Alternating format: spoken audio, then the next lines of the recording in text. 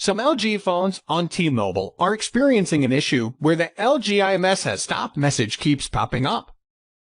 This makes the phones essentially useless, as users only have seconds to complete actions before it pops up again.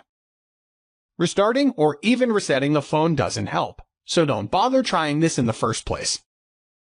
LG is having trouble with its IMS service on T-Mobile's network. This problem appears to be isolated to T-Mobile, and LG is working to fix the issue. Before I tell you the solution to the issue, may I request you to kindly subscribe our channel and hit the bell icon. Here is what you need to do.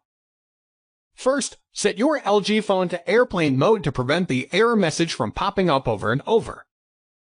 Then, head to Settings, go to Apps and Notifications, and then App Info. Now, tap the three-dot menu in the top right corner, enable Show System, and look for com.lge.oms.rc's provider in the list. Tap it.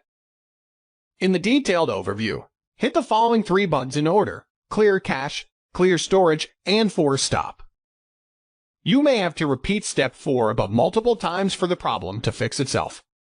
LG is working to resolve the issue from backend. Hope they will come up with a solution in a couple of days.